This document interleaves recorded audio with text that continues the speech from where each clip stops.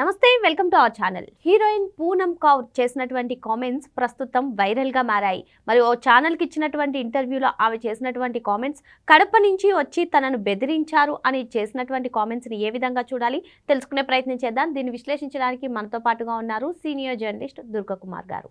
నమస్తే సార్. నమస్తే అమ్మా శ్రావణి, మన వీక్షకులు.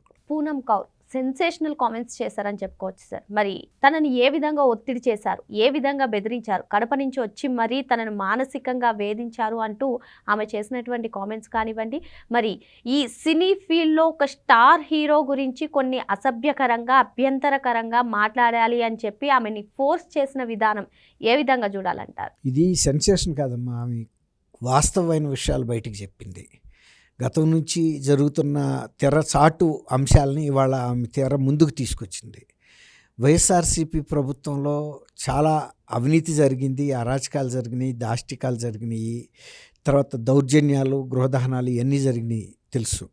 అట్లాగే కాదంబరి జత్వాని అనే ఒక మహిళ, ఒక సీరియల్ నటిని బాంబే నుంచి కిడ్నాప్ చేసి తీసుకొచ్చి కనీసం 60 రోజుల పాటు విజయవాడలో ఒక గెస్ట్ హౌస్లో పెట్టి పోలీసులు ఆ అమ్మాయిని చిత్రహింసలు పెట్టడం, వాళ్ళ కుటుంబ సభ్యుల్ని పెట్టడం, తర్వాత వాళ్ళకి సెల్ ఫోన్లు, వాళ్ళ ఐప్యాడ్లు అన్నీ లాగేసుకోవటం, ఏ విధమైన కమ్యూనికేషన్ లేకుండా చేయటం, వాళ్ళ క్రెడిట్ కార్డుల్ని బ్లాక్ చేయించటం, తర్వాత వాళ్ళకి సంబంధించిన బంధువులకి వీళ్ళ మీద కొన్ని ఆరోపణలకు సంబంధించిన అంశాలు ప్రచారం చేయటం, అంటే కావాలని ఆ అమ్మాయిని ఆ విధంగా వేధించి ఒక వైఎస్ఆర్సీపీ నాయకుడికి సంబంధించి ఆమె కొన్ని డిమాండ్లని ఒప్పుకోలేదన్న కారణంతో ఒక ఇండస్ట్రియలిస్ట్కి వ్యతిరేకంగా అమ్మాయి ఫిర్యాదు చేసిందనే నెపంతో తీసుకొచ్చి జగన్మోహన్ రెడ్డి గారి ఆదేశాలతో డీజీ క్యాడర్ అధికారులు కూడా అందులో ఇన్వాల్వ్ అయ్యి 3 ఐపీఎస్ అధికారులు సస్పెండ్ అయిన సంఘటన కూడా మనం చూసాం. టాటా ఒకడు, అతను తర్వాత విశాల్ గున్ని, పివి సునీల్ కుమార్, వీళ్ళంతా కూడా ఇన్వాల్వ్ అయ్యారు. ఇంకా కింద అధికారులు అయ్యారు. వీళ్ళంతా ముందే టికెట్లు బుక్ చేసుకుని ఫ్లైట్లో వెళ్ళి ఆమె తీసుకురావటం, ఆ తర్వాత కేసు బుక్ చేయటం, ఇవన్నీ కూడా జరిగినాయి. అట్లాగే ఇంకొక సినిమా నటిని కూడా, హీరోయిన్ని ఈ విధమైనటువంటి వేధింపులకి గురి చేసి మానసికంగా అమ్మాయిని కుంగుబాటుకి, తర్వాత బెదిరింపులతో ఒక భయోత్పాతం సృష్టించి ఫలానా రాజకీయంలో ఉన్న గతంలో సినిమా హీరోగా ఉన్న వ్యక్తి పవన్ కళ్యాణ్ గారి మీద వ్యతిరేకమైనటువంటి ఆయన వ్యక్తిగత ప్రతిష్టను దెబ్బతీసే విధమైనటువంటి ప్రకటనలు ఇవ్వమని చెప్పి, లేకపోతే నీకు చాలా తీవ్రమైన పరిణామాలు ఉంటాయి నీ కుటుంబ సభ్యుల మీద, మీ మీద అని కడప నుంచి వచ్చిన వ్యక్తులు బెదిరించారని, తీవ్ర ప్రాణహాని కూడా ఉంటుందని కూడా బెదిరించారని ఇప్పుడు ఆ అమ్మాయి చెప్పింది ఒక ఇంటర్వ్యూ ఇస్తూ. ఇవి గతంలో వైఎస్ఆర్సీపీ వాళ్ళు ఇలాంటివే చేశారు. వైఎస్ఆర్సీపీ వాళ్ళు చేసినందుకు దీనికి ఎవరు కూడా ఆశ్చర్యపోవట్లేదు. కాకపోతే ఏంటంటే ఆ అమ్మాయిని అడ్డు పెట్టుకుని రాజకీయ ప్రత్యర్థుల యొక్క ప్రతిష్టను మంటగలిపి వాళ్ళని రాజకీయంగా దెబ్బతీయటానికి చేసిన ఈ ప్రయత్నం, అలాగే వివేకానంద రెడ్డి గారి హత్యను అడ్డం పెట్టుకుని చంద్రబాబు నాయుడు గారిని, లోకేష్ గారిని, తర్వాత ఆదినారాయణ రెడ్డి, బీటెక్ రవి, ఇలా రాజకీయ ప్రత్యర్థుల్ని అట్లా దెబ్బతీయటం. అంటే మీరు అన్నట్టుగా సార్, అంటే ఎన్నికలు వస్తున్నాయి అంటే ఒక ఎత్తుగడతో ముందుకు వెళ్ళడం ఎంతవరకు కరెక్ట్? హామీలు ఎలాగే ఇస్తున్నారు కదా, హామీలు కాకుండా ఇప్పుడు మీరు చెప్పినట్టు 2019లో వివేక మర్డర్ కేసు, ఇప్పుడు 2024 ఎలక్షన్స్ ముందు ఇటువంటి సెలబ్రిటీస్ని ముందు పెట్టి వాళ్ళని కూడా ఒత్తిడి చేసి ఎంతవరకు కరెక్ట్? ఇది కరెక్టా కాదనే అంశం కాదు ఇక్కడ. రాజకీయంగా ప్రయోజనం పొందాలి, మనం అధికారంలోకి రావాలి, ఎవరి జీవితాలు ఏమైపోతే మనకెందుకు అని. నిజానికి ఆ అమ్మాయి పూనం కౌర్, అంటే మనం ఈ చర్చా వేదికలో చెప్పొచ్చో లేదో కానీ, పోసాని కృష్ణమురళి ఆ అమ్మాయి గురించి చేసిన కొన్ని అసభ్యకరమైనటువంటి అభ్యంతరకరమైన వ్యాఖ్యల మూలన ఆ అమ్మాయికి కుదిరిన వివాహ సంబంధం కూడా చెడిపోయిందంటే ఆమె వ్యక్తిగతంగా ఎంత నష్టపడింది, ఎంత క్షోభపడింది. ఒక మహిళా జీవితాలతో కూడా వీళ్ళు ఆడుకున్నారు వాళ్ళ రాజకీయం కోసం. అలాగే కాదంబరి జత్వాని కేసు విషయంలో కూడా ఆ అమ్మాయిని ఎంత క్షోభ పెట్టారు. ఆమె ఈ వైఎస్ఆర్ ప్రభుత్వం ఉన్నంతకాలం ఆంధ్రప్రదేశ్ వైపు తొంగి కూడా చూడటానికి కూడా ఆమె సాహసించలేకపోయింది. అంత భయంకరమైనటువంటి వేధింపులకు గురి చేశారు. అంటే మహిళని కూడా చూడకుండా, ఆ అమ్మాయికి ఒక ప్రైవసీ లేకుండా, ఈవెన్ కొన్ని మహిళలు వాడుకునే కొన్ని ప్రత్యేక సందర్భాల్లో వాడే ఆ ప్యాడ్స్ కూడా ఇవ్వకుండా అంత వేధింపులకు గురి చేశారంటే అందరూ కూడా కుటుంబ సభ్యులతో సహా ఆమె ఎంత బాధపడింది ఇక్కడికి వచ్చి. అంటే సార్ ఇక్కడ ఇంకో అంశం, కూటమి ప్రభుత్వం అధికారంలోకి వచ్చిన తర్వాత రాష్ట్రంలో మహిళలకే రక్షణ లేకుండా పోయిందంటున్నారు వైసీపీ నేతలు.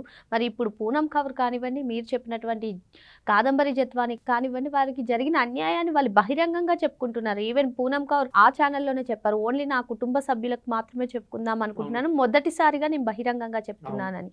ఏంటి మరి మహిళలకు రక్షణ ఎప్పుడు లేదు? అంటే ఎంత ఘోరంగా ఆ అమ్మాయిని బెదిరించారంటే, బ్లాక్మెయిల్ చేశారంటే, పవన్ కళ్యాణ్ గారిని కనుక నువ్వు తిట్టకపోతే ముందేమో డబ్బులు ఆశ చూపించారు, తర్వాత పదవి ఆశ చూపించారు, లేదంటే నీ మీద ఏదైనా మేము దాడి చేస్తామని చెప్పారు. ఆఖరికి ఆ అమ్మాయి ఫోటోల్ని, నగ్నంగా ఉన్న ఫోటోలను కూడా మేము అప్లోడ్ చేస్తాము సోషల్ మీడియాలో అని కూడా బెదిరించారు. అది ఎంత తీవ్రంగా క్షోభపడి ఉంటుంది.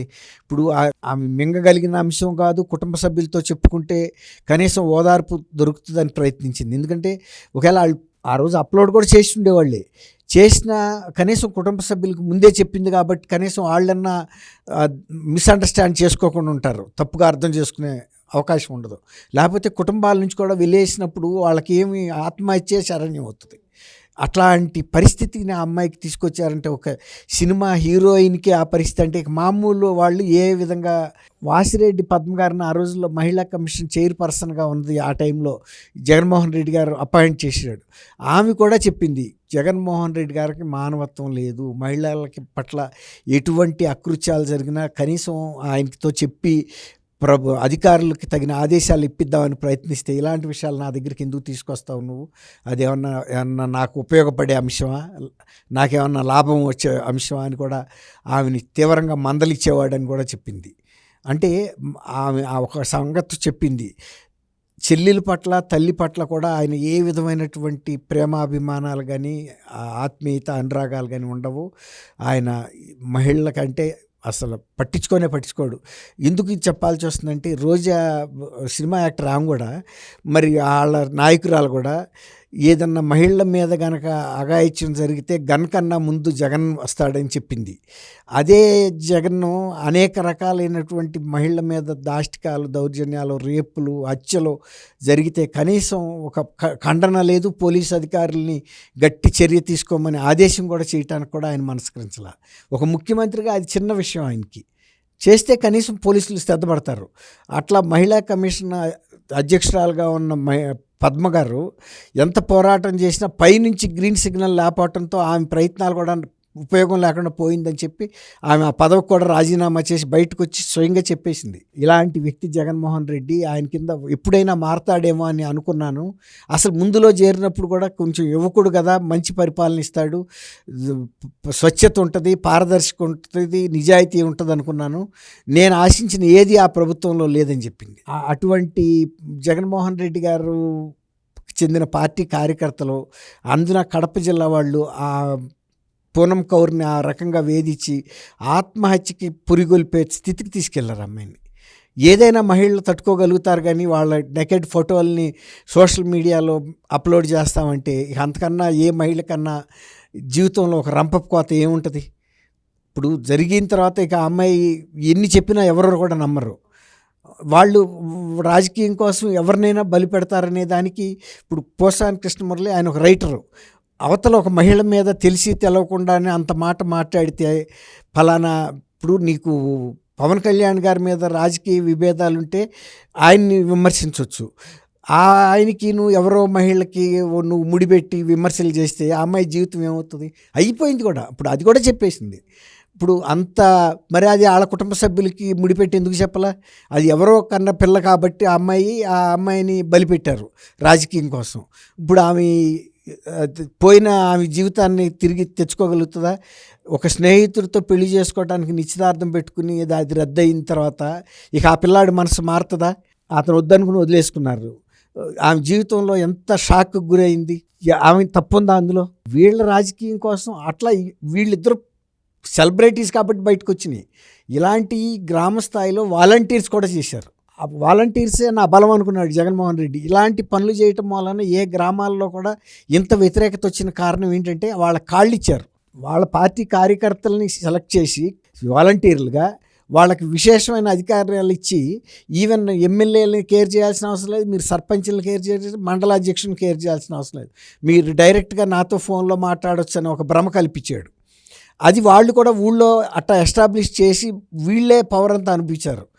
కొన్నిసార్లు ఈవెన్ రామనారాయణ రెడ్డి గారు లాంటి ఒక సీనియర్ నాయకుడు వాలంటీర్లని మీ సహాయం లేకుండా మేము ఎమ్మెల్యేలు కూడా కాలేమయ్యా అన్నాడంటే వీళ్ళు ఎంత పవర్ ఆస్వాదించారు, లేని అధికారాలను ఉపయోగించుకున్నారు, లేకపోతే ఎలాంటి భ్రమలు కల్పించారు సమాజంలో. బెనిఫిషరీస్ దగ్గరికి వెళ్ళి జగన్మోహన్ రెడ్డి వ్యక్తిగతంగా పంపిస్తున్నాడు ఆయన సొంత డబ్బులని వీళ్ళు ప్రచారం.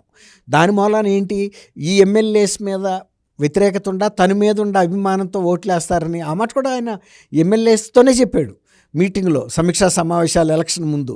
మీ మీద మంచి అభిప్రాయం లేదేమో కానీ నా మీద చాలా మంచి అభిప్రాయం ఉంది, సర్వే రిపోర్ట్లు నాకు వచ్చినాయి, కాబట్టి మీరు ధైర్యంగా ముందుకెళ్ళండి, మనం చేసిన అభివృద్ధి కార్యక్రమాలు సంక్షేమం చెప్పండి.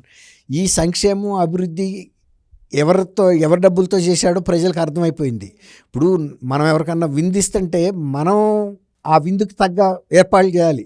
వాళ్ళ జేబుల్లో డబ్బులే లాగి మనం ఆ వ్యక్తికి విందిస్తే ఆయనకి విందిచ్చిన ఇదే ఉంటుంది, తృప్తి ఏముంటుంది. సేమ్ ప్రజలు కూడా అర్థం చేసుకుంది ఏంటంటే మన పేరు మీద అప్పులు తీసుకొచ్చి రాష్ట్ర ప్రభుత్వం తరఫున వాళ్ళు తినగా మిగిలిన ఎంగిలి మెతుకులు మాత్రమే మనకు వేసాడనేది వాళ్ళు పూర్తిగా అర్థం చేసుకున్నారు. ఓహో బిడ్డ నువ్వు ఇంత తెలివి వస్తే మాకు తక్కువ ఉందా అని చెప్పి వాళ్ళు ఇలాంటివన్నీ తీసి పక్కన పడేసి నువ్వు ఒక అధికారంలోకి రావడానికి వీలు లేదని ఒక శిలాశాసనం, మరణ శాసనం రాశారు. దాంతో ఇవాళ అసెంబ్లీకి కూడా వెళ్లకుండా గిల్లగిలా కొట్టుకుంటున్నాడు. ఇప్పుడు మీరు అన్నట్టు ఇంతమంది మహిళల్ని వాళ్ళు ఈ విధంగా బ్లాక్మెయిల్ చేసి టార్చర్ చేసిన ఉసురు ఊరికే పోలా, పూర్తిగా 100% కొట్టబట్టే ఇవాళ జగన్మోహన్ రెడ్డి తన ఉనికిని తను కాపాడుకోవటం కోసం ఎన్ని పిల్లి మొగ్గలేస్తున్నాడో ప్రజల ముందు మనం చూస్తున్నాం. కాసేపుకి మాటలు మారుస్తున్నాడు, ఇంకా తను ఆ కొద్దిపాటి విశ్వసనీయత కూడా కోల్పోతున్నాడు. మరో అంశంతో మళ్ళీ కలుద్దాం. Thank you sir. Thank you Shravani, మన వీక్షకులు.